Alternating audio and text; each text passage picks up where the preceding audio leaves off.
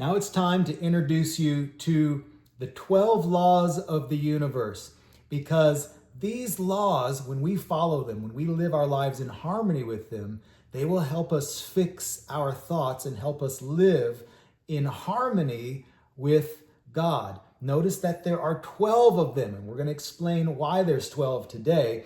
And then as the class officially begins, we're going to go into detail on all the other 12. So this is just a quick preview of the importance of the 12 universal laws. If you think about it, there's the law of gravity, right? If I drop that ball, it's going to fall because it's following the law of gravity. Where did that law come from? Well, it came from God. When He created the universe, He put things into order and He fixed them into place. I'm saying fixed intentionally, by implementing laws. We're familiar with the law of gravity. We need to become familiar with the other laws, because when we live our life in harmony with the law of gravity, we have a better life, okay? When we live our lives and put our minds in harmony with the laws of the universe that God put into place, it will help us fix our thoughts to be more positive, to be more abundant, just to have a good mental outlook on life. Here we go. In the Bible, it talks about the Lord having established a covenant with day and night and having a fixed order with the heavens and the earth. So there it is. He is fixing the universe and holding it and sustaining it in place by His laws. And He will also fix our thoughts when we follow these laws. It says in the book of Job, do you not know the laws of the universe? Well, we're going to know them. We're going to discover them. They're there. And our lives will be better and more harmonious. And we will fix our thoughts on the good things in life when we follow and live our lives in harmony with these laws. Now, when I say the law of God, a lot of you are going to think of the Ten Commandments, and you should, because living your life according to the Ten Commandments is a blessing. Those 10 commandments are, of course, an expression, a very specific expression of the law of God, the more universal laws of God. When God says, don't kill, don't steal, right? Don't covet, it's because these are going against the universal laws of divine oneness, right? Divine oneness. God is one. God is love, okay? And if you're killing somebody, if you're stealing from them, you're breaking the divine law of love. God is love, okay? And when you're breaking the Ten Commandments, you are breaking your alignment with the law of God. So the law of God corresponds with the 12 laws of the universe by translating them into spiritual alignment, into practical human behavior, okay? We're going to talk about that some more as the series continues. Those of you that are familiar with The Lion, the Witch, and the Wardrobe, The Chronicles of Narnia by C.S. Lewis, I recently rewatched the movie, and it talks about C.S. Lewis uses this terminology, the deep magic from before the dawn of time. I believe he had the 12 universal laws in mind, because Aslan, as he was sacrificing himself for Edmund, he was following the deep magic, the laws of the universe, which are all based on self-sacrificing love. In Matthew 16:19, Jesus says to Peter, I'm going to give you the keys of the kingdom. Whatever you bind on earth will be bound in heaven. Whatever you loose on earth will be loosed in heaven. He's referring to the laws of the universe. And there are 12 laws of the universe, okay?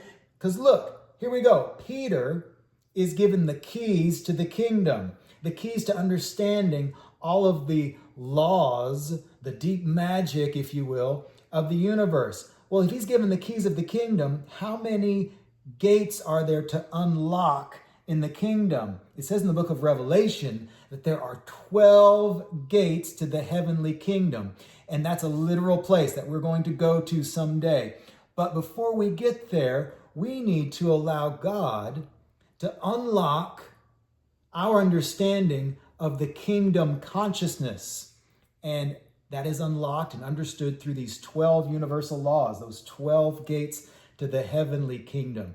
Begin here with unlocking our understanding to the kingdom within. Jesus says the kingdom of heaven is within you. It's up there, but it's also in here. That's following the law of correspondence. So how many gates are there? There are 12. Why 12? What's the symbol of that number 12? Well, it represents totality.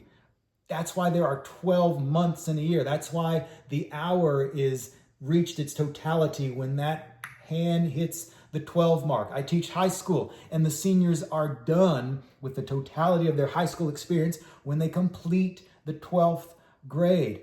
By the way, it's also the foundation of God's kingdom, right? Throughout the Bible, 12 always represents God's people. God is working through his people. That's why there were 12 tribes in the Old Testament. That's why there were 12 apostles in the New Testament. That's why there are 12 gates to the heavenly city. Now, watch this. This is really neat. 12 is the product of, a little bit of math here, 3 times 4 is 12. When you think of 3, you're thinking of Father, Son, Holy Spirit. God, the 3 in 1.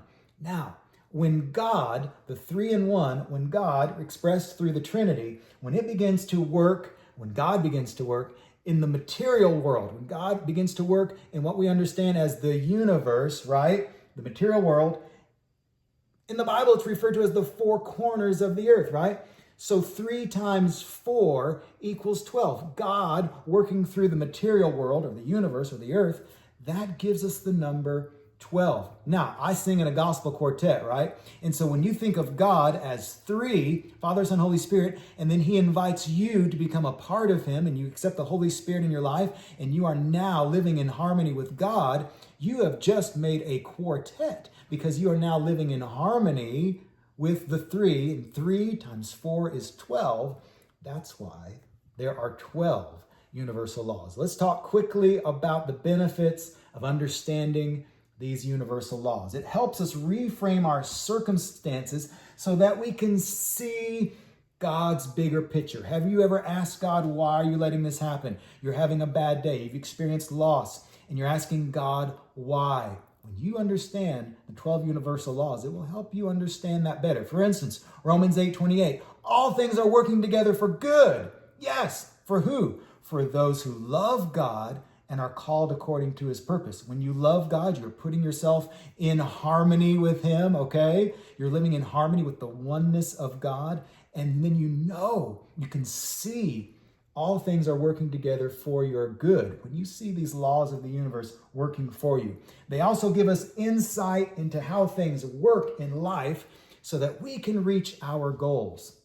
It's very practical. We talk about prayer and the importance of prayer and the importance of having faith. Understanding these laws and applying them to our lives, it's very practical, giving us insights in how these things that we talk about can actually work and help us. Look at this. This is a numerologist known as Dr. Wilder.